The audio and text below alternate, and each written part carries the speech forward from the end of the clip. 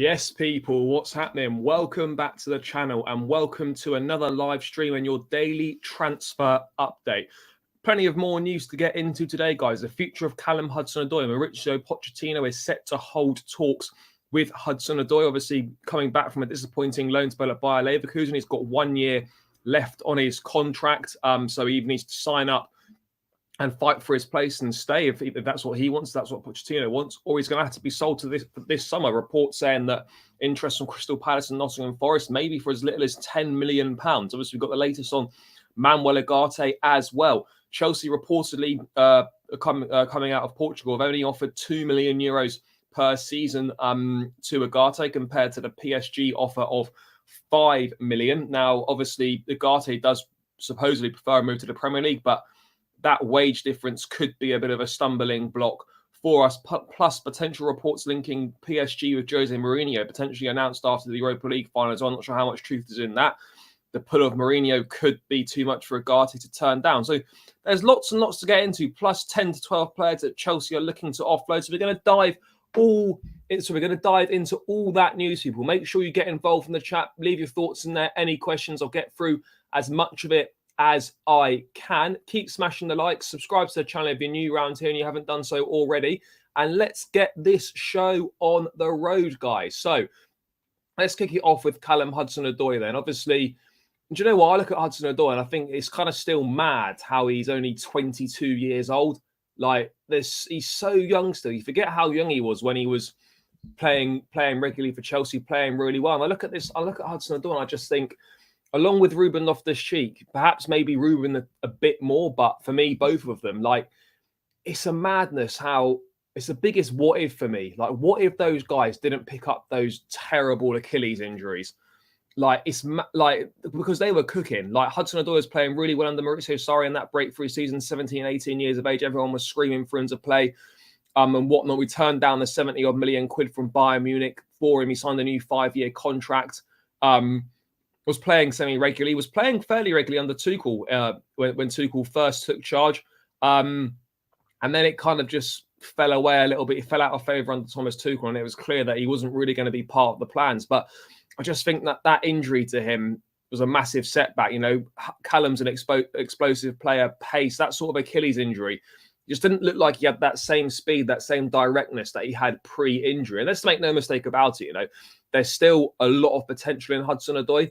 22 years of age, under the right manager, in the right club, playing regularly. I think he could still be a very good player for a Premier League side. But ultimately, you know, is that going to be with Chelsea or not? If Pochettino wants Hudson-Odoi, then we're going to have to offer Callum a new contract, and he's got 1 year left on his contract. He'd have to take a wage cut on what he's currently on. And is that right for Hudson-Odoi at this stage of his career? You know, he left Chelsea in the first place on loan to Leverkusen because he wasn't getting regular minutes. I don't see how, if he stayed at Chelsea for whatever reason, if they worked something out, like how he could possibly get the minutes that he needs for his career, and he needs to further develop his game. You know, we've got the likes of Mudryk, same age. We've obviously got Sterling here. We've got Madueke here as well. That you could argue there is potential room for one more winger in the squad. Do we go out and buy someone, or do we offer Hudson-Odoi a new deal and use him as the fourth option? But I just don't know if he's if he's prepared to accept that. How many minutes would he actually get in a rotation with, obviously, with the likes of those players that I've just mentioned, plus the fact that we're only playing once a week as well? It means that there's far less room for rotation unless there's injuries. Yeah, he could well get minutes from the bench, but I just look at it as a massive shame, really, because he was phenomenal in the academy, absolutely phenomenal. You know, the stats were outrageous. He was such an exciting player, and you know, under Mauricio Sarri, he was great. He was doing really well. The likes of him and Loftus-Cheek, everyone wanted them to play. He was doing great stuff, but the injury has been a big setback. There's no two ways about it. It just hasn't looked like the same thing at all. Let me just get to a few things in the chat first. Yeah, I'll get onto Ugarte in a sec. Jacob, big up. Cheers for tuning in as always. Yeah, we did, but I think at the time, you know, I look, 70 million quid's a lot of money, but at the time, I don't think there were too many Chelsea fans that were disappointed in that, given how well he was doing and what good form he was in at that point of signing the contract. But you can look back at it now in hindsight and think, well, yeah, we probably should have taken that money. But ultimately, you know, football doesn't really work like that. Yeah, I think the Blues, I think we will look to sell him. I don't know how much value there is in Hudson-Odoi in the market with a year left on his contract, having had a poor loan spell at Leverkusen and not really played any decent football form-wise for a couple of years now. We probably are looking around the £10 million mark that was reported in the Daily Mail. So maybe that's all we can get. But I refuse to believe that for a 22-year-old player with so much potential and room to develop still, and English as well, that we would only get 10 million quid for him. I like to think we could get at least 20 million for him. Big up Pratt's. I think 30 million for Hudson-Odoi is a better offer since we got. I cannot see how we get 30 million. I think 20 million would be a fair deal for Hudson-Odoi if we could do it. I do want Cho to go, but he'd be a great bench player in case Madueke or James gets injured. Yeah, look, I think Hudson-Odoi could still do a job for Chelsea in the squad. But again, like, does he want that? Is that what he wants at this stage of his career? Does Pochettino want that? I mean, what I would say is, if we're looking for a rotation winger, maybe sort of third or fourth choice, then what is the point in going out and spending maybe 20 to 30 million quid when we could just use Hudson-Odoi? But the only caveat to that is that we need to offer him a new contract, and would he accept new terms on the lower wage and he's currently on? I don't really know. He has to go. Failed in Germany, injuries killed him. I wouldn't say no way, but I think it's very unlikely that he does stay. It'll be interesting to see what Pochettino. Interesting to see kind of how those talks go with him and Pochettino. What Poch thinks of him as a player. Of course, Poch likes young players. He likes developing young players. Hudson-Odoi obviously fits the bracket. Could be very good under Pochettino, but ultimately, like, you got to look at it, and sort of the project now is Mudryk. That could have been Hudson-Odoi, but unfortunately, it looks like it isn't going to be. And a move to maybe a Nottingham Forest or a Crystal Palace. I actually think a move to Crystal Palace would be really good for Callum in terms of, you know, potentially playing under Graham Potter if he goes there. You know, playing alongside the likes of Eze, Elise, Wilfried Zaha if he stays. I think that could be a really exciting attack and a really exciting move for Callum to play with those guys. I think he would play regularly in that side as well, and you just get the minutes that he needs and that, you know, and that his ability deserves. So I think a move to Crystal Palace would make a lot more sense than a move to Nottingham Forest, because we know that Palace aren't really going to go down. Whereas, you know, with Forest, there's that chance second season that, you know, they could potentially quite easily go down. So yeah, let's. I don't know where else you could go. Obviously, Germany, I don't know if clubs are interested. Borussia Dortmund were interested before. It's a difficult one. I don't think there's a big market for him. And that's the sad reality of the situation. Callum should move on, and hopefully we sign Rafinha if he's available. We're not going to sign Rafinha. I'd be shocked if that happened.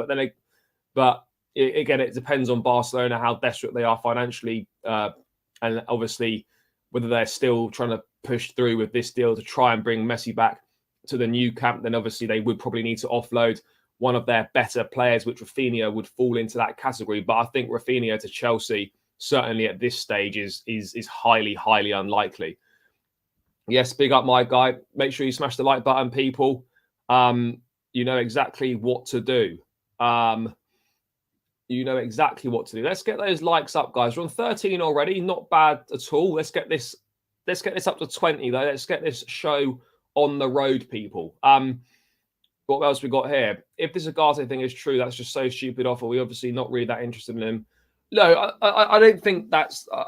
Obviously, we're not going to be able to offer as much as PSG can offer. There's no two ways about it.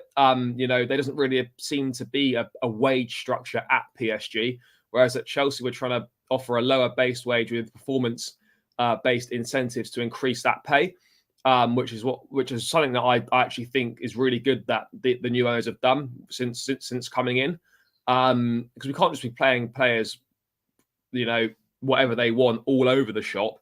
And then if some of them don't work out, we just can't shift them on and they're on ridiculous wages, and we have to keep sending them out on multiple loan deals until their contract expires at vast expense to the club. This way, signing players on a lower base wage. If it doesn't quite work out, then we're not stuck with someone on massive wages on the books, and it should be in theory easier to move them on. But yeah, on the face of it, I will get into this Ugarte stuff, but it does seem a bit derisory that we've only offered €2 million a season, whereas PSG have offered 5. Maddison's available too. Yeah, I'm a big James Maddison fan. Again, it wouldn't make sense to sign Maddison unless Mount left, realistically, Mount would need to leave, and maybe Havertz would need to leave for a move for Maddison to make any sense, because we've already got in Kunku. If Mount stays, then there's not really any room. There's not really any room for Maddison really in that number 10 role. So yeah, I think Maddison's pretty much set to move to Newcastle, which would be a phenomenal signing for them. But it'd be a really good signing. I don't know if it's as bad as the Lukaku situation. We didn't pay any money for Callum. He's not disrespected the club in any way. It's just unfortunate that the injury's been a massive setback for him, and he's not really been able to rediscover that form that he had pre-injury, and he's kind of massively fallen down the pecking order at Chelsea, and it pretty much looks like his Chelsea career is pretty much over. I think that's pretty clear. Incentive-based pay is perfect, performer no more. Yeah, exactly. You know, that's exactly the way it should be. You know, you should be paid a basic amount, and then, you know, if the team does well and if you do well, you get paid more. And if you don't do well, you get your pay comes down. That's the way it should be. It keeps players hungry. It keeps players motivated to try and earn more money. Whereas if a team's doing badly, imagine this season if we just had players that are on stupid money, no wage drops based on missing out on Champions League or anything like that. There's no motivation to do any better at all. So now you're in a situation where there is that motivation to do better, because it is affecting you individually, affecting you in a financial way for each individual. So yeah, transfer window technically opens later tonight. Well, yeah, I suppose it does. Oh, is it open 1st of June? Fair.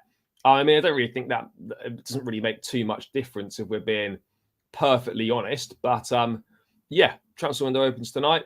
If we get Ugarte, I think, yeah, I would agree on that. I mean, Ugarte and Enzo in a pivot would be phenomenal, be really good. It's something that I would think would make a massive difference to Chelsea in midfield. Yeah, no, he would be. But again, we need to make space for him in the squad. Felix left. Maddison should sign for depth as well. Look, I'm not seeing any links with Maddison to Chelsea. It very much seems to be between Spurs and Newcastle. I would suspect he'd probably go to Newcastle. Spurs, other than the stadium and the training ground, is not an attractive proposition right now. They haven't even got a manager. They're an absolute mess. Kane could be going. Yeah, if I was Maddison, I'd be staying well clear of Spurs. I'm starting to like that Osimhen interest. Yeah, the Osimhen interest could be interesting. I will get into that Osimhen interest shortly. United will try to sign Mount. If they fail, they will go towards Maddison. I don't think Maddison is necessarily on United's radar. Maddison I look at as more of a 10, whereas Mount can be more of a number 8. So yeah, I'd be surprised if United went for Maddison. I don't see him being on their list potentially. The list with players we are releasing would come out this. Yeah, it should do actually. I mean, I don't know how many players we're releasing, but that should come out at some point actually. Because when did it? I think the contracts expire at the end of June. I think that's what happens. The contracts do expire at the end of June, not at the start of the month. So I think we'll have to wait till the following month. No, United. I don't even think United are in the race. There was some sort of rogue report today saying that possibly United were entering the race for Ugarte, but it very much seems to be a shootout between Chelsea and PSG, and we're just waiting for the performance. Waiting for his decision even. I expect a couple of surprises on it. Some young and loan players. Yeah, no, there'll be there's always a few that get released from the club, but I don't think there's going to be anywhere we're going to be like, oh, Jesus, weren't expecting that, or that's a bit of a turn up for the books. I think it's kind of going to be very much younger players from sort of the 21s or the development side that we haven't really heard much of before. So I can't personally see there being any shocks on that release list. Who would be your personal favourite number 9? I mean, it would have been Ivan Toney, but obviously, unfortunately, the ban for the betting offences has kind of put a spanner in the works on that one, and that looks like it's not going to happen now. On that one, I would probably say, for me, it would be Lautaro Martinez. I think that Osimhen would be great, but I think with Martinez, A, it's much more attainable. B, Pochettino wants him.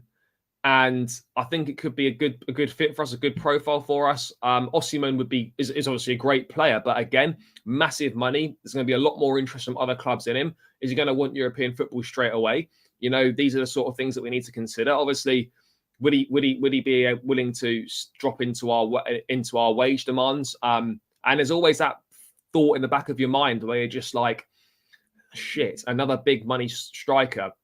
Those don't work out at Chelsea and haven't for a number of years now. So there's that problem in the back of your mind as well. So for me, like outside of Tony, which is now not going to happen, I'd be on board with Lautaro Martinez. Do you think Enzo can play as an Eriksen role? Yeah, for sure. Enzo, that is a possibility. We could have a 4-3-3, 2 number 8s. Enzo and Ugarte. Ugarte could play a little bit further forward, potentially. Caicedo could do the same. You know, there's options there. We need options. Random question. Who do you hate the most out of Arsenal, Liverpool and United? Probably United, I'd say. That would be the one that I hate the most. Geez, yeah, Kennedy. Is Kennedy still on the books? Fucking hell. Yeah, this is what I mean. Like signings like this, you know, we can't keep doing this to ourselves. Like that's got to stop. That has got to stop. Yeah, maybe Kennedy will be on that list. Hopefully, Poch, South American influence makes Ugarte come to Chelsea. Yeah, Pochettino has personally phoned Ugarte to try and convince him to pick Chelsea, which I think is good from him.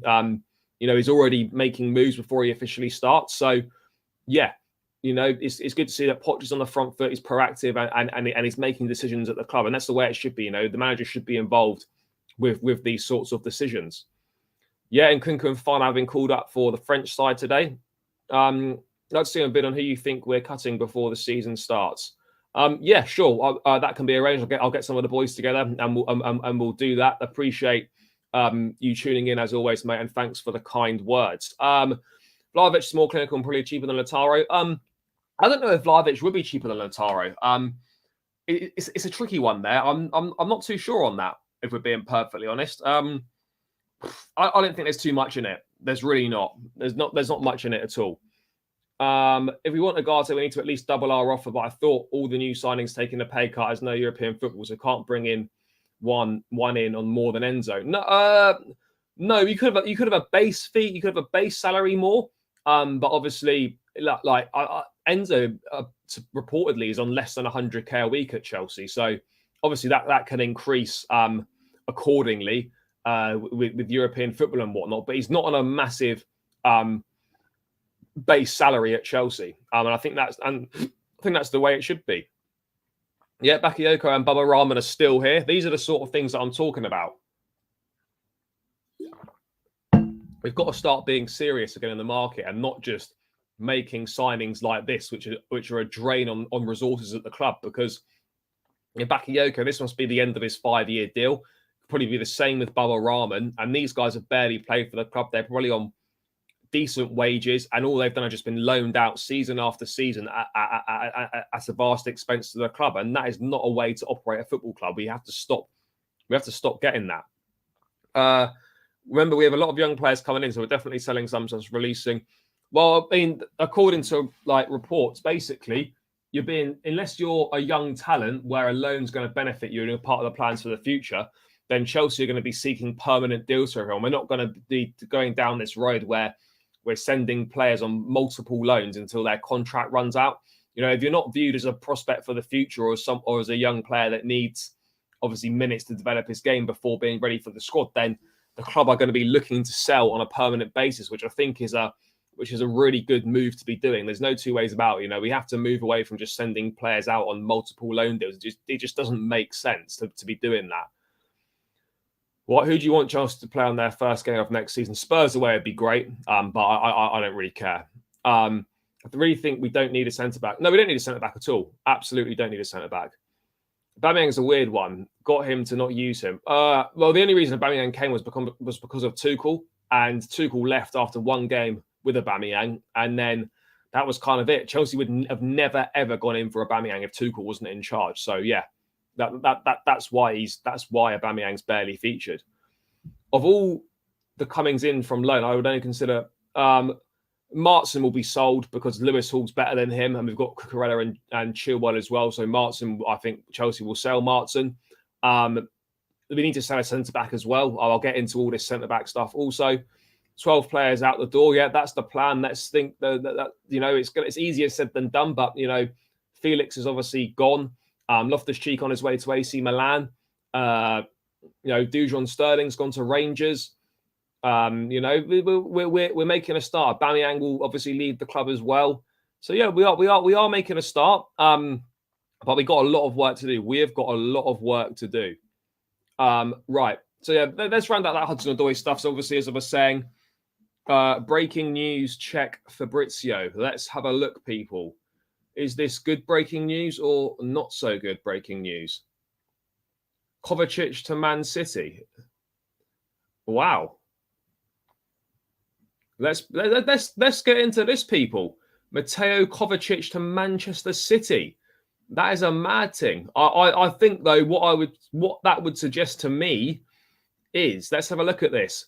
Manchester City have opened concrete talks to sign Mateo Kovacic this summer. Positive discussions took place with the players' camp in the last few days over personal terms. Chelsea open to selling Kovacic as part of the midfield revolution. Talks will continue soon. Right, let's talk about this then. Big news. I think Kovacic's only got a year left on his contract, has he? Or 2? I'm not really sure. I think it'll be 2 years this summer, or 1 year. No idea. Let me just get to a couple of things here very quickly. Yes, Mo, big up my guy. Thank you for supporting in from Austria. Massively appreciate it. Right, let's get into this. So obviously Kovacic, look, for me personally, Man City's interest in Kovacic for me would suggest that Gundogan is not going to stay at the club, and Kovacic would just take that place in the squad. I don't think Kova would play as regularly as Gundogan has for City, but Gundogan obviously out of contract at the end of this current season. So yeah, he's basically out of contract now. Kovacic, I think, would take that place in the squad. And let's be honest, Kova's been good for Chelsea, but this season I think it's pretty clear that his performances have dipped, and it probably is the end of the road for Kovacic at Chelsea. I don't really see how he's part of the midfield plans going forward, and we've got to move forward from this Kovacic, Jorginho, Kante kind of midfield situation that we've been in for the last few years. If we can get sort of 35 to 40 million for Kova, I think it's a great deal. I mean, I don't know if you can do a swap deal for someone that's out of contract. I don't think it really works like that. But yeah, look, I think with this Kovacic news, for me, he's done really well for the club. But ultimately, the performances this season have dipped. It's clear that he probably doesn't really want to sign a new contract. There have been no talks over a new contract at all. And if we're going to rebuild this midfield, then we need to move on these guys that have been here for a number of years now and start afresh with younger, hungrier players. And ultimately, that's the reality of the situation. Kovacic has been a great servant for Chelsea. Obviously, be grateful for everything he's done. But at the same time, players come and go, and it probably is. I think it's time for Kovacic to move on. That's the way that I see it. I think it is time for Kova to move on. By the way, people, let's keep smashing the likes on the stream. We're only at 20. Let's get this on the road to 30 likes now. So people, keep smashing the like button if you haven't done so already, and subscribe to the channel if you're locked in and you haven't done so already. On the road to 4,000 subscribers now. So every new subscriber helps. So please do subscribe to the channel if you haven't and you're locked in now, and keep smashing the likes, guys. Let's get this to 30 likes. Let's even get it to 40 likes. Let's do this, people. But yeah, let me have a quick look here. Big up. Kova goes, I'll be gutted. However, if he does go not to Man City, he improves City's team, especially under Pep. I don't know how much he does improve the team, if we're being perfectly honest. Where does he play? Look, as I've been saying, I think he takes Gundogan's place in the squad. It makes sense for me from a City perspective. 30 to 40 million pounds for Kovacic. Good player, Premier League experience. And Manchester City need midfielders. They could be losing Gundogan. They could be losing Bernardo Silva as well this summer. But I look at it and I think, is it a shame from a Chelsea perspective? I don't think it is. Do I look at Kovacic going to City as it massively strengthening Man City? I'm not sure if it does massively strengthen them. It gives them another option in midfield in the squad, but Kovacic should be going there as a squad player. There's no way that he starts every week. Yes, he'd be ahead of Calvin Phillips in the pecking order, but he's not going to be ahead of the likes of Rodri or Bernardo Silva or De Bruyne. So yeah, I'm not too sure. Kante's another one, greatest DM in the world if he's fit, which is not often. Yeah, as I was saying on the stream yesterday with Kante, it's one of them where you've got to be like, well, are the performances that he gives you when he's fit, are they so good that they're worth putting up with the amount of treatment time that amount of time that he spends on the treatment table? That's the conversation you've got to have with yourself. He's not wanted to be here this year. Yeah, look, I think it's clear there's been a massive drop off in Kovacic's performances, and despite him being a good midfield player,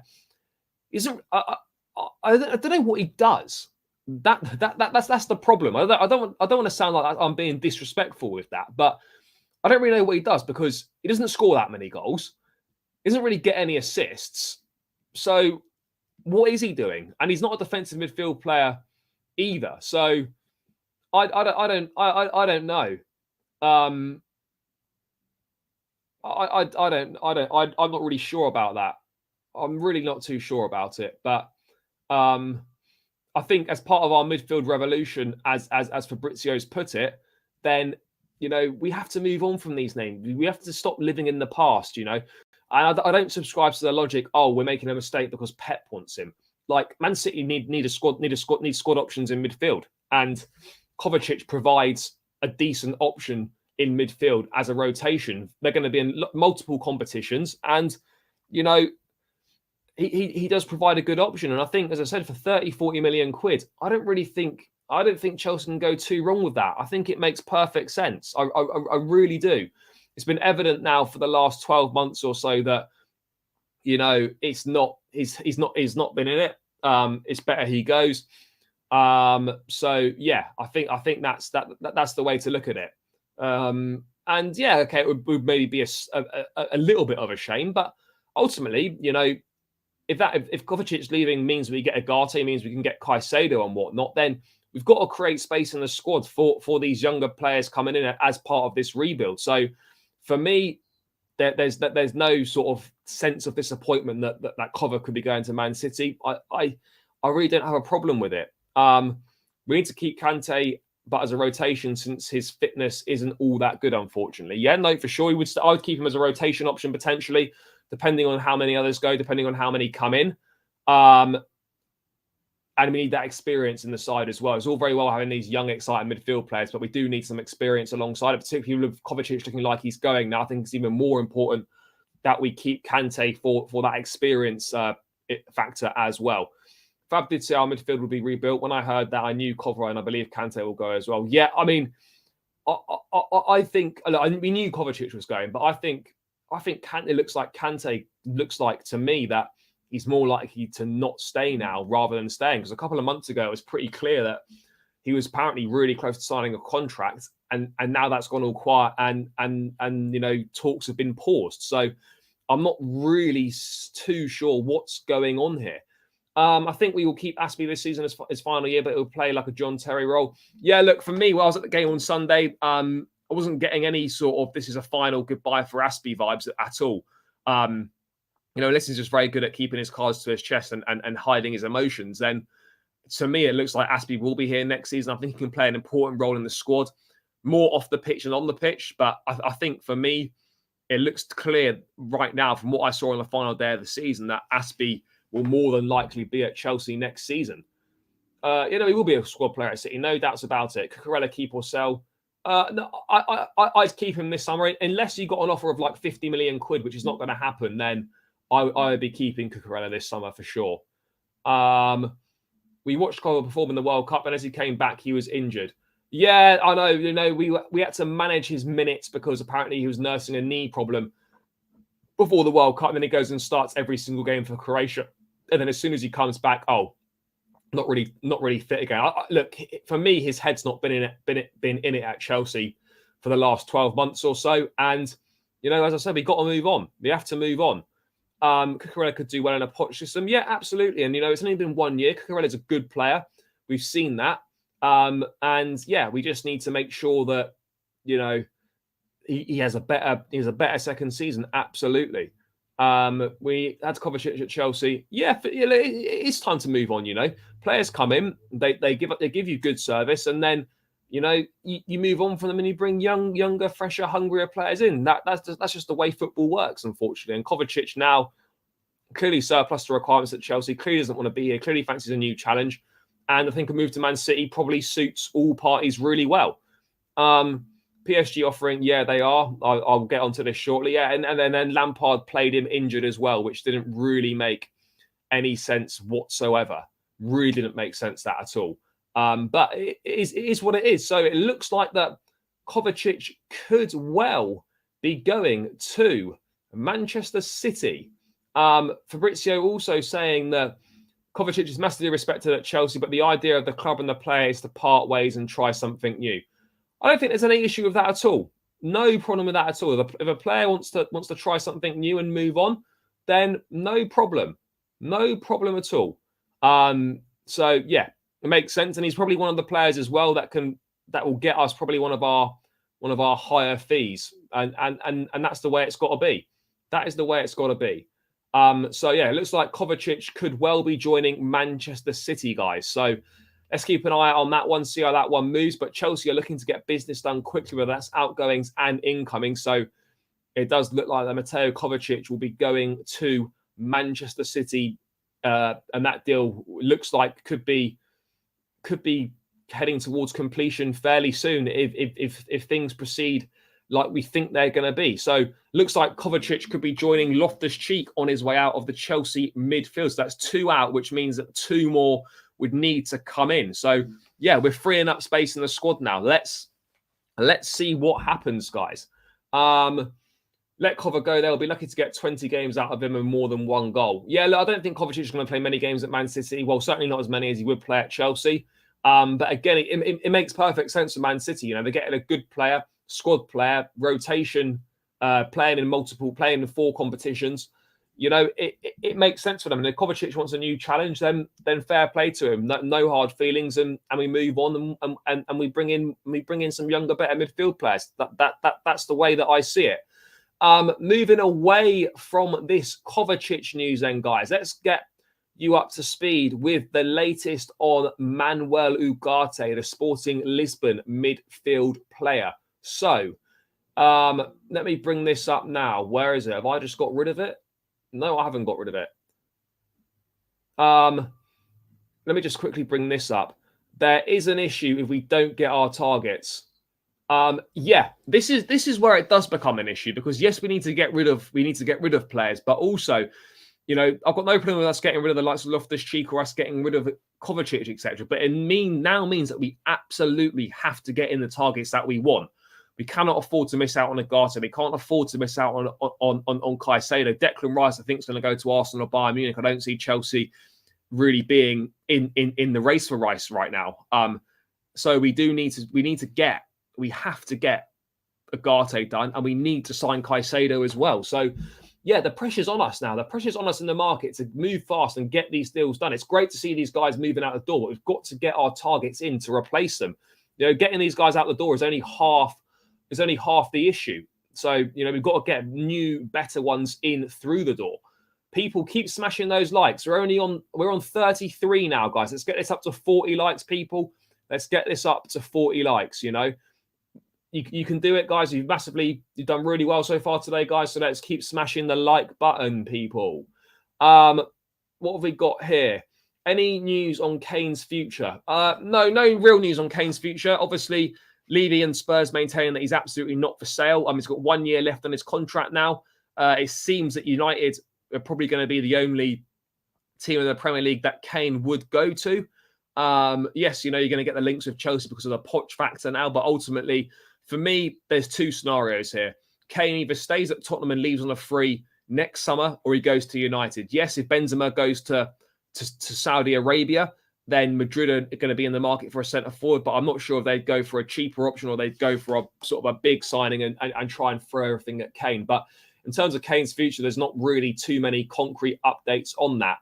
Hopefully Kovacic doesn't score against us next season when we play City. Yeah, that's bound to happen. That's bound to happen. Kovacic will almost certainly score against Chelsea next season. I don't think there's any doubt about it. There really isn't. Yeah, Rice could go to Arsenal as well.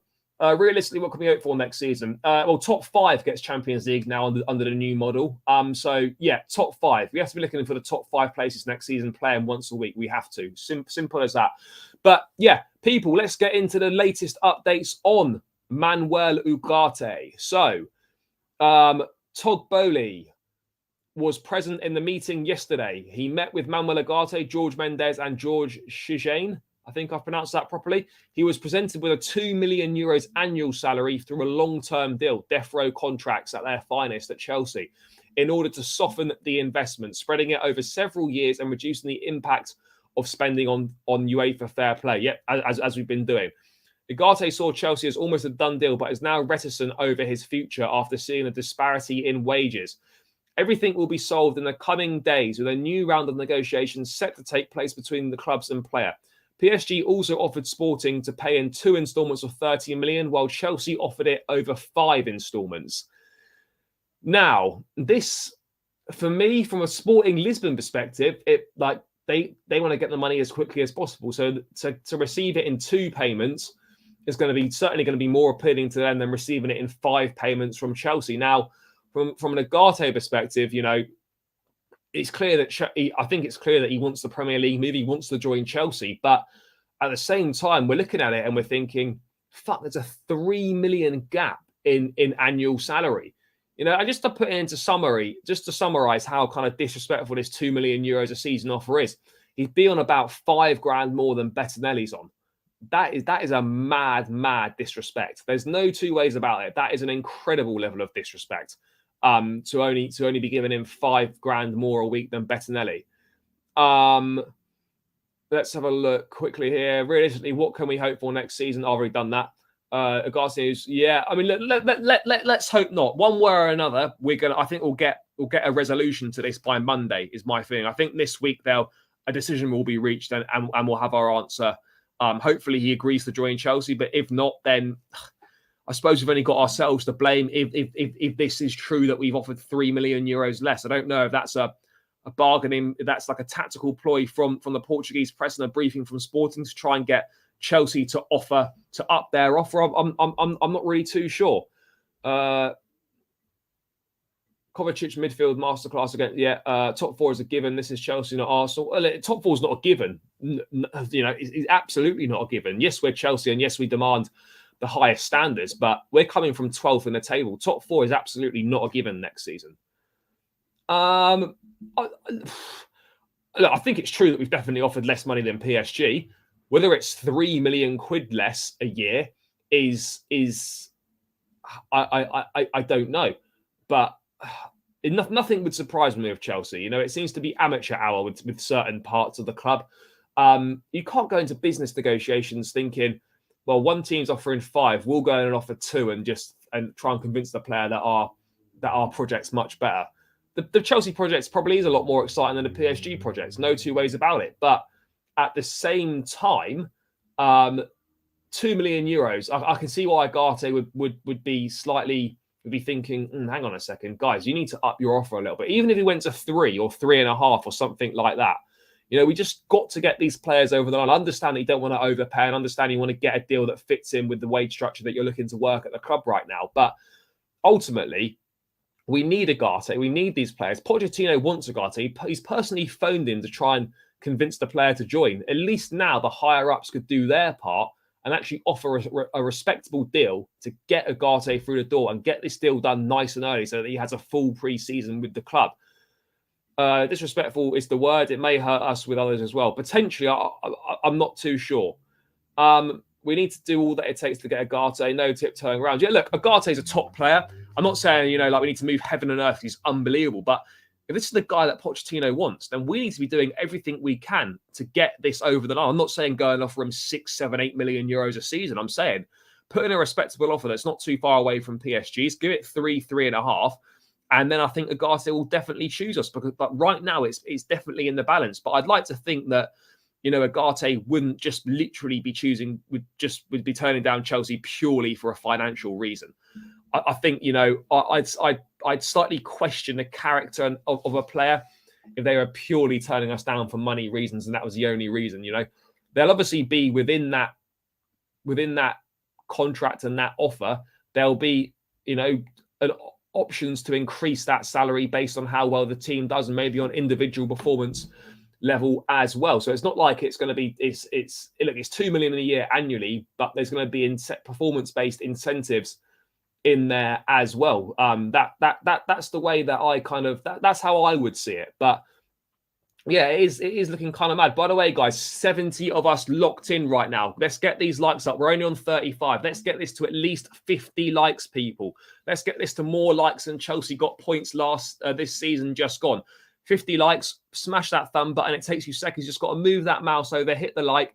And whilst you're at it as well, guys, I'm on the road to 4,000 subscribers. Every new subscriber helps. So if you're locked in now and you've not clicked that subscribe button, please do. It really helps me out.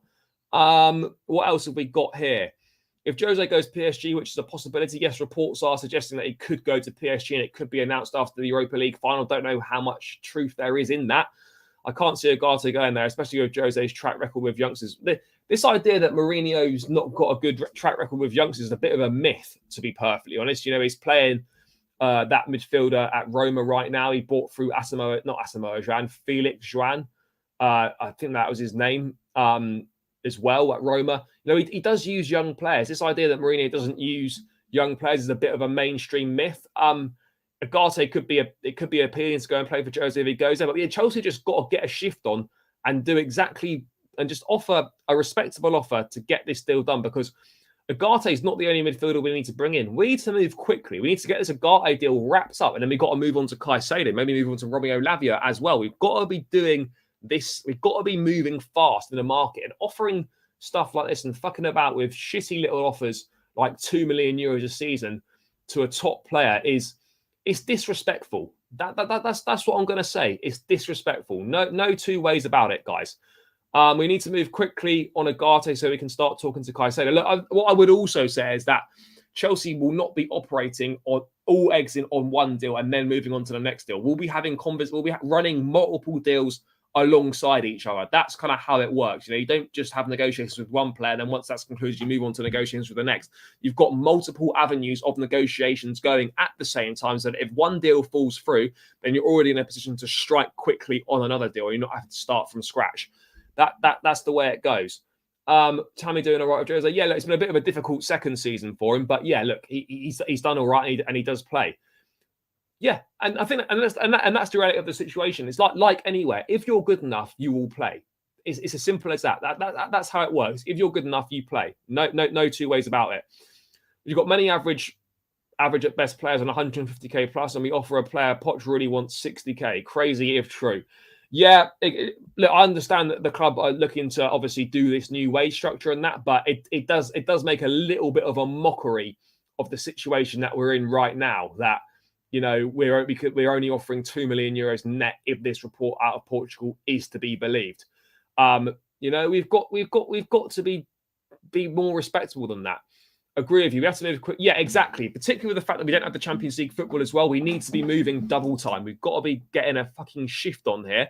Get this Ugarte deal wrapped up one way or another by the end of the week, and then we move on to our next targets. Not only is it really important we move fast, it's important that we get deals wrapped up quickly.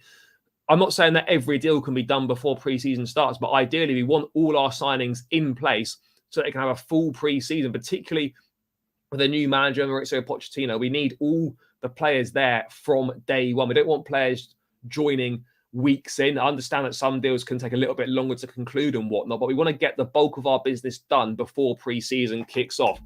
That's the way it has to be. Any more news on goalkeepers? No. Not really. I mean, guys, what are your thoughts on the goalkeeping situation? Do let me know. It looks to me that there's not really any updates on it. There's not really any updates on it. I mean, there's obviously interest in Andre and Nana, but other than that, there's not too much. Let me just bring this report up quickly on Onana. I mean, guys in the chat, let me know your thoughts on who you would like to come in as a new goalkeeper. Please do put your thoughts in the chat. Gazzetta Italia reporting that Andre Onana, this was a few days ago now. This was when was that, 23rd? That was about a week ago. Andre Onana signed for Chelsea this summer is more than just a possibility, with the two clubs in regular talks over a potential deal. Now, I think for Chelsea, look, Onana, I think is a good goalkeeper. I think it absolutely represents an upgrade on what we've got. Is it as big an upgrade as we need? I don't know. But at the same time, the goalkeeper market's not great. There's not that many world-class goalkeepers out there. My choice, if money was no object and whatnot, I'd be taking Magic Mike Maignan from AC Milan. That would be my choice if he was available and if that was a possibility. He's not available. That's not a possibility. Then you're looking at your Ter Stegens, your Oblaks. Obviously, Alisson and Edison are not coming. They're out of bounds. Then you're looking at sort of Emi Martinez at Aston Villa potentially. And then you've got the potential to go down the veteran shot stopper route as well. Maybe someone like a Keylor Navas on a short-term deal, maybe for a year or two, which buys you time. The goalkeeping market might change in a couple of years. Mike Maignan could then be available in a year or two's time. So you kind of got to look at it and you think, right, are we going for a long-term number one now, or are we just bringing someone in, or do we go down the route of bringing someone in for a couple of seasons like a Navas, and then we reassess and go for maybe Maignan in 2 years' time, or Black, or whatever it is. Your thoughts on the striker? I will get to the striker in a sec, DJ Sav. I'll get to that shortly. Onana in, Mendy out. Yeah, for sure. I mean, Chelsea have got this thing where there doesn't seem to be like that much difference between the quality of the number one and the number two. There's no obvious number one.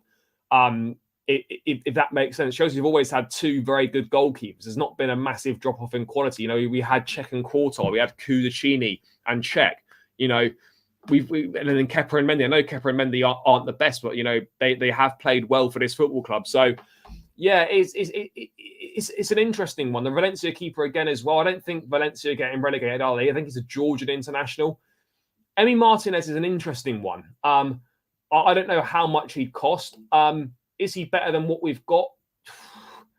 You would probably have to say that he is better than what we've got. That's how I would see it. But it's a tough one. It is a tough one. Is he that much better than what we've got? Probably yes, but again, Villa are definitely not going to want to sell. I don't know how many years he's got left on his contract. Obviously, Villa are in Europe now, Conference League, whereas we haven't got any European football to offer. I probably would take Martinez, but I think a deal would be difficult to do. And that's the reality of the situation. Villa keeper would be my first choice. No more short keepers, please. Fair. What else have we got here? I'm not a fan of any of these goalkeepers we are rumoured to be rumoured with. Yeah. Look, the goalkeeping market is difficult, as I've been saying. So for me, I think the best choice would be Onana from the ones that we've been linked with. I mean, David Raya at Brentford, I'm not too sure. I'd rather have Onana than him. There's no two ways about it. No, not for 10 million. I agree. I think we need to be looking at least 20 million pounds for him. Yeah, the Navas deal, if I'm being honest, if we can't get a deal done for Andre Onana or maybe an Emi Martinez, I think going down the veteran route for a couple of years with a player like Keylor Navas makes more sense, and then we can reassess what the lie of the land is with the goalkeeping market in a couple of years' time, when an Oblak at Atletico Madrid could be available, or when a Mike Maignan could be available as well. I think for me personally, that might be a better route to go down. But if the club is set on Andre Onana, the data that they're doing, the scouting they're doing, the numbers that are coming back are all positive and pointing to a very good player, and it's what we need, and Pochettino's on board with it as well, then bring Andre Onana to this football club. Ultimately, like we'll all have our opinions, but at the end of the day, if the footballing guys are saying that this is a player that we should be getting and Pochettino's on board with it, then I'm on board with it as well, and I'll back it and I'll support it. And that's the way it should be. Yep, he is still at Atletico Madrid. Apparently, though, Diego Costa, not Diego Carlos, is a centre back at Villa, but Diego Costa at Porto is a very good goalkeeper as well. We have been linked with him in the past also, but that seems to have gone a little bit quiet. It does appear that he's obviously played his last game for Porto. He's waving goodbye to the fans last weekend as they missed out on the Portuguese title to Benfica. But again, supposedly he's got a 65 million pound release clause in his contract. And I don't know how true or not true that is. So yeah, that's another interesting one to potentially keep an eye on. Goalkeeper's not a priority for next season. Look, I do think, well, we're going to have to sign another goalkeeper anyway because Mendy's leaving. So we are going to have to replace him with someone. And people say, oh, well, what about Slonina? Slonina's never played outside of the MLS. And he's obviously played PL2 football or whatever you want to call it, or under 21s, whatever it is these days. He's obviously had a very good under 20 World Cup, 4 games played, no goals conceded. But this idea that Slonina could just suddenly come in and be number 2, having played no senior football outside of the MLS, is fantasy, in my opinion. So we do need to bring a goalkeeper in, and whilst it might not be as big a priority as a mid, it might not be as big a priority as a holding midfield player or as a centre forward. It is still a priority position because we are going to be losing one of our 2 goalkeepers, which they need to be replaced. That's how it goes, unfortunately. So we do need to replace Mendy. I can't see Mendy and Kepa both leaving because there's no way we're going to be signing 2 goalkeepers this summer. So out of the 2, because Mendy's on less wages, I think it's going to be a lot easier to get rid of Mendy, and it appears that Mendy will be obviously leaving the club. It looked like on Sunday, it was kind of the last day of the season on Sunday. Lap of honour. He was clearly saying goodbye to the fans. So I think we know that Mendy's going to be on his way out. So yes, a goalkeeper not as big a priority as a holding midfielder or a centre forward, but it's still a priority because we've got to replace one of our 2 keepers that is moving out the door. Yep, I've covered the Kovacic news, mate. I have seen that. Thank you. Kasper Schmeichel went to Nice on a free transfer last summer. Just use Bettinelli as a number. Bettinelli's like what Rob Green was. He's just he's our vibes and he's our banter. Like, you don't really want him playing too many games for the club. You don't want Bettinelli being a number 2. That for me, that's not happening. We need to loan out Slonina. Yeah, I can see something similar happening with Slonina like it did with Courtois. Like maybe 2 or 3 years out on loan. The kid's still only 18 or 19. And that, for a goalkeeper, that's incredibly young considering how long they play for. So, yeah, there's definitely plenty of time for Slonina. Or Ross Turnbull as well. But yeah, Slonina does need to have some loans, go and play some regular first team football in a top 5 European league. And he might need to do that for a few seasons, and then he can come in and be ready to maybe be Chelsea number 2. But I've got no doubt that Slonina will be a future Chelsea number 1, but it's just not going to be as soon as people think it is. It's going to be a good 4 or 5 years, in my opinion, before we get anywhere near that conversation. Get Martinez, then we need someone like him with leadership qualities and vocal in the dressing room. Yeah, again, I can see that. There's a possibility. Look, I don't know what Martinez's leadership skills are like. I think he's very vocal. I think it's good. It's good. So yeah, look, I wouldn't say no to Martinez, but again, I don't know how many. There's not been too many concrete links with Martinez. Again, not sure how much he's going to cost. Emery will be desperate to keep him as part of the Villa project. So yeah, let's wait and see what happens on that one. We give City Kovacic and they give us Sterling. No, look, we're not giving them. Look, we signed Sterling. That was a Tuchel signing. He wanted Sterling, and Kovacic for me is not a big loss going to City. He's going to be a squad player there. We need to move on from Kovacic. It is what it is. He wants a new challenge. He doesn't want to be here anymore. And that's the way it goes. No problems on my behalf. Yes, big up my guy. Smash the likes, people. You heard. I'm going to say your second name because I can't pronounce the first name. You heard Jack Reese. Smash the likes.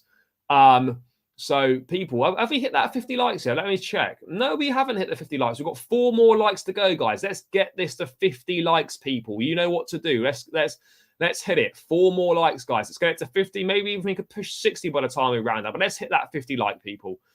Yeah, Levi Colwell next season is going to be an interesting one as well. And actually, let's move on to defenders now, because it looks like we're going to employ a back 4 under Pochettino, which means that with 6 centre-backs, that's it. Well, that's definitely 1 too many. Could easily be 2 too many. like, if we're being honest with ourselves, we could only need maybe 4. Again, 4 or 5, I don't really know. Guys in the chat, let me know your thoughts. If you're playing a back 4, how many centre backs do you need? Is 4 enough, or do you need 5? Because right now we've got 6. We've got Silva, Colwell, Koulibaly, Chalobah, Fofana, and Badiashile. That's too many. So what do we go with? For me, it seems clear that Chelsea want to keep Colwell. Pochettino is a big fan of Levi Colwell. He's one of the best young centre backs in Europe for sure. There's no doubt about it.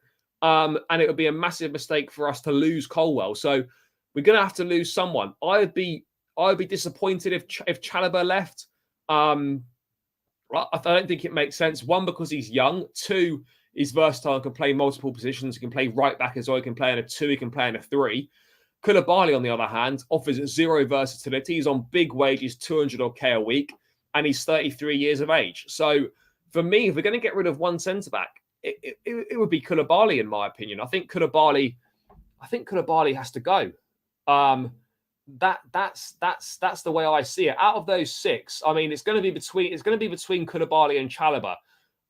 And you know, Chalobah only just signed a new contract, I'm pretty sure, with the club. So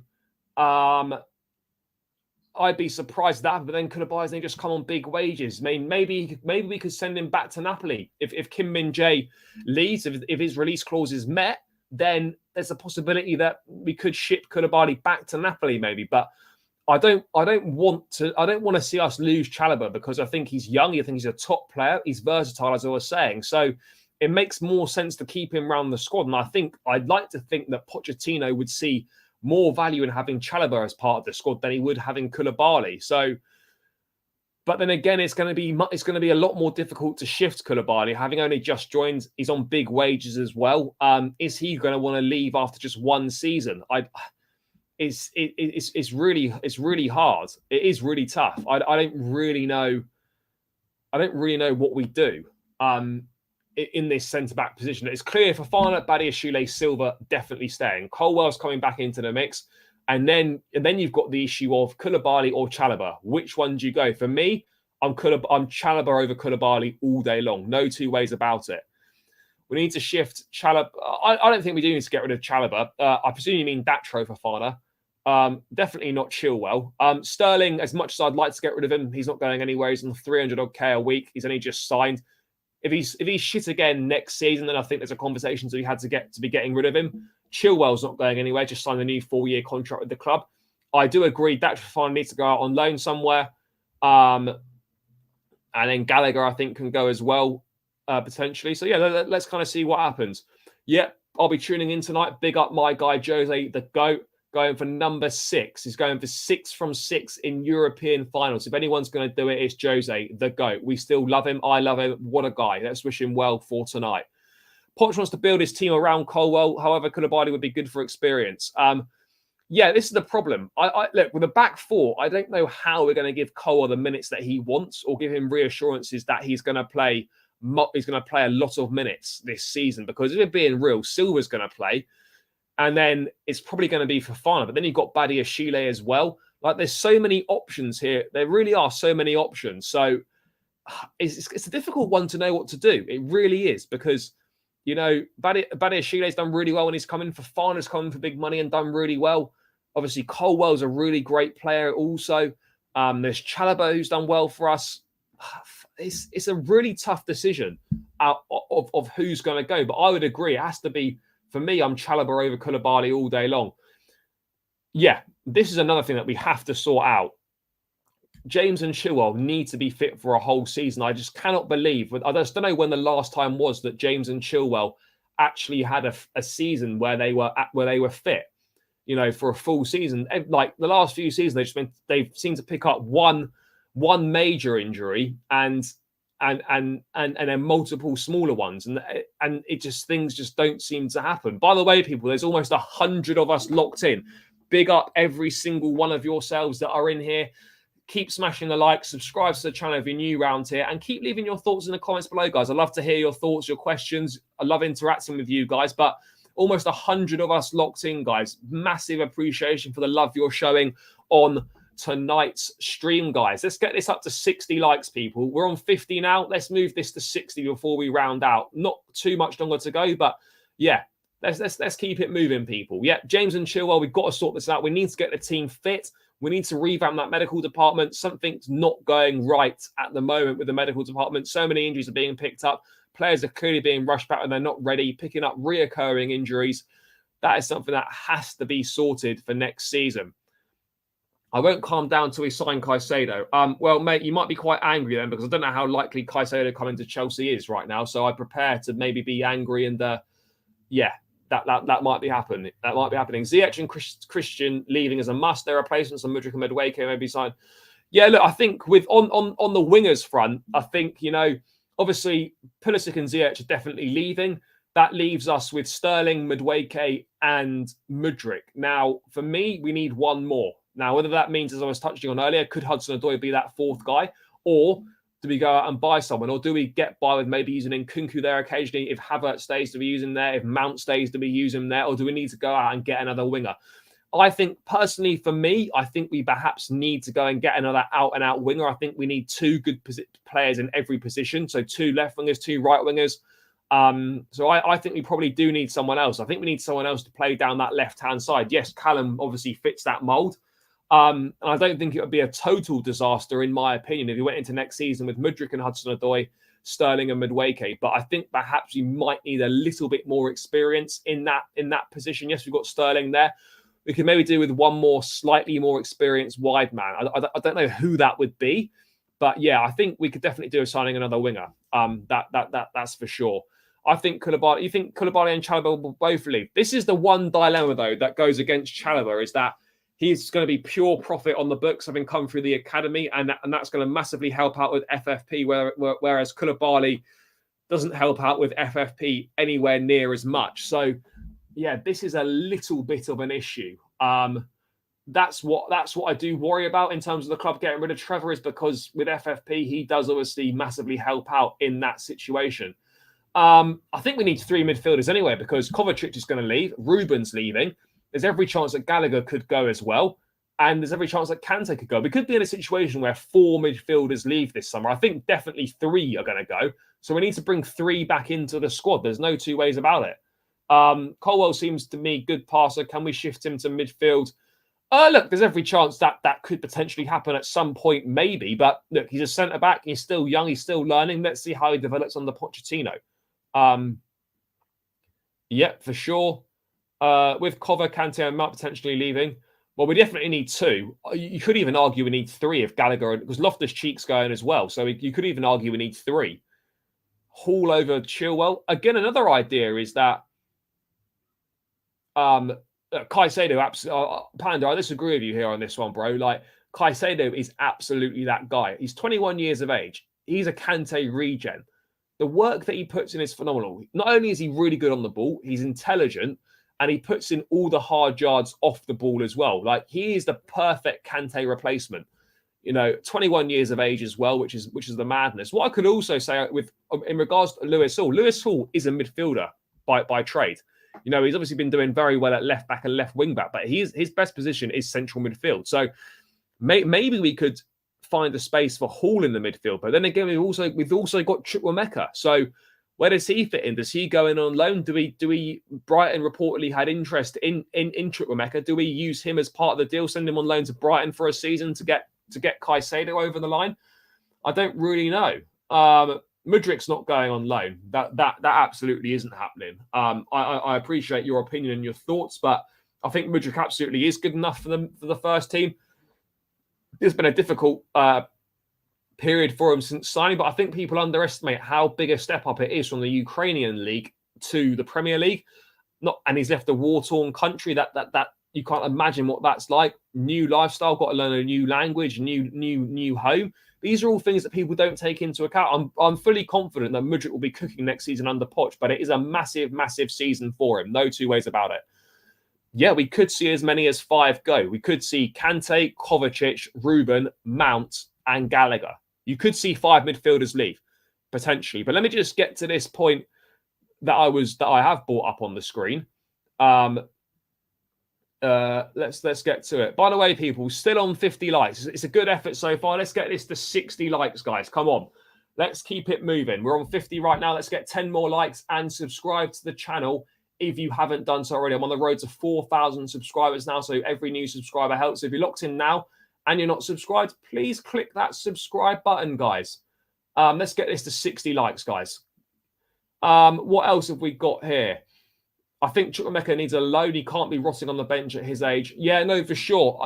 I really like Chukwuemeka, and I think he's done well when he's played for the club. But ultimately, if we sign Ugarte, if we sign Caicedo, then there's only going to be a rotation option. There's only going to be a rotation role for Chukwuemeka, which we need to be careful here as well, because whilst we're signing these young midfield players, what does that mean for the likes of the guys that we've brought in already, your Chukwuemekas and stuff? You know, we've got guys already here. So how many midfielders do we actually need? What's the plan? You know, do we just sign Caicedo and Ugarte, potentially, have Enzo, and then have Chukwuemeka as that fourth option, and maybe Kante as a fifth if he stays? I mean, it's difficult right now. It is difficult right now. But yeah, let me just round out of this point here that I've brought up on the screen. Aubameyang, Ziyech, Pulisic, Mendy, and Hudson-Odoi are expected to move on, while the futures of Koulibaly, Azpilicueta, and Kante are unclear. There's also interest in the likes of Kovacic, Gallagher, Chalobah, Loftus-Cheek, and Mount. There are so many players that could be moving on this summer. It is kind of mad. There's been so much change at Chelsea already in a short period of time, and it looks like it's going to be even more. I mean, there's been so much change in the squad. The squad, for me, the squad again is going to be looking totally different to the squad that we finished the season with, and I'm really excited to see what the squad's going to look like. I think there's no debates that Aubameyang, the names on the screen, definitely the top five, they all need to go. I think from the rest of them, you could easily see from that list of 2, 4, 5, that list of 7 names, 5 of those could easily be moving on. But again, it's easier said than done. It's all very well wanting to get rid of these guys, but it is easier said than done on that front. But yeah, I mean, I don't really know what we're going to do with this one. It's going to be tough. There's a lot of players that need to go out, but ultimately, the most important thing is that we shift as many of these players as we can, as quickly as we can, and we act really swiftly in the market and get players in as quickly as possible, because we haven't got European football, and there's going to be a lot of competition for the top players, because we're in a unique situation this summer where all the a lot of top clubs, your Uniteds, your Arsenals, your Cities, those kind of clubs, your Liverpools, are all looking for midfield players. A lot of those teams are looking for centre forwards as well. We're going to be shopping from the same list of players, so we've got to act fast so that we don't miss out to our rivals, and that's really important. Pulisic scored a hat-trick on debut.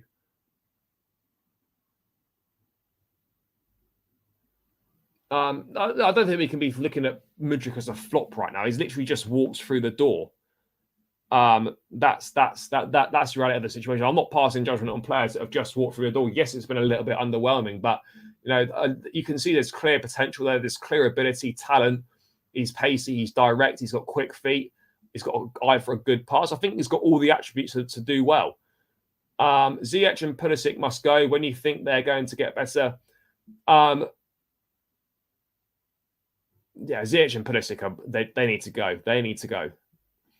The problem as fans, we want instant success. Gone are the days for players to settle. If it does not work, fans, I don't know if we're the only fan base like this, but I mean, I'm not across other clubs' fan bases in the same way that I'm obviously across the Chelsea fan base.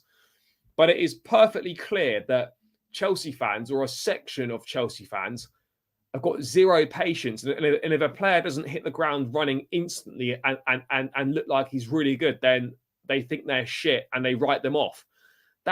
We've got to stop doing this. We have to stop doing this, Only the top players in the world can come in and hit the ground running instantly. And there's very, very few of them. It takes time for players to settle in. Look at Manchester City. Most players in their first season in a Pep Guardiola team aren't very good. Jack Grealish, a prime example. Not a great first season. Man's been balling this season. It takes time for players to adjust to a new system, a new league. And Mudryk's coming from the Ukraine. The Ukrainian league is so much worse than the Premier League. We've got to stop putting so much pressure on players to deliver straight away and then reacting as if we've got to get rid of them because because they didn't do well in the first 2 months they were at the football club. Mudryk's intentions, his style of player, all fantastic. He just needs, yeah, of course he does. And I think under Poch, he's got the perfect guy. In terms of potential, Mudryk is Messi. Yeah, Pulisic, we're done with Pulisic. We're done with Pulisic. Simple as that. With Mudryk, we're putting all our eggs in one basket. If it's praying he comes good or we'll have another horrendous season. No, I don't think we're going to go for another dreadful season. This season is going to be nowhere near as bad as the last season, but there's no two ways about it. I'm fully convinced it won't be as bad as the last season, but I also am fully aware that it might not be as good as people are really expecting it to be next season. People need to remember it's not the player, it's not the club fault. Yeah, exactly. Mudryk's a young player. Chelsea wanted the player. Shakhtar wanted that money. We had to pay. We wanted the money. We wanted the deal. We paid the money. That's not the player's fault. You can't be using a price tag against a player. A player doesn't set their own price tag. Mudryk needs time at Chelsea, and I think he'll be good next season. Absolutely agreed. I'm not against players, but we've got to get rid of 20 plus players now. I wouldn't say that many, but yeah, there's a lot of players that we do need to get rid of. But people, I've been going for a while now. I think this seems like a good point to round this one out. 4 more likes, guys, to 60 likes. Let's get this to 60 likes before I finish up right now. It's been a great stream tonight. Plenty of you tuning in. Massively appreciate each and every single one of your support, getting involved in the chat. It's always great to interact with you. And I love the community that this channel has got at the moment. Yeah, guys, I am back tomorrow. We've got 2 streams tomorrow. We've got the transfer guru himself, Mr. Ben Jacobs, joining at midday tomorrow. And then I'll be joined also by Sava from Football Heritage TV to get the Spurs perspective on Mauricio Pochettino. So make sure you stay tuned for those 2 bits of content tomorrow on the channel. Ben Jacobs and Sava from Football Heritage TV. So 2 streams coming tomorrow, guys. Make sure you're locked in with those people. What's happening tonight? Europa League final is what's happening tonight. Jose Mourinho in action, if that's what you're referring to. But yeah, I've got Ben Jacobs tomorrow and Sava from Football Heritage TV. 2 top streams coming up. Make sure you're locked in for those. Guys, thank you so much for your support. As always, really, really appreciate it. Smash the likes on the way out. Subscribe to the channel if you haven't done so already. And I will catch all you people tomorrow. Up the Chelsea. Peace out.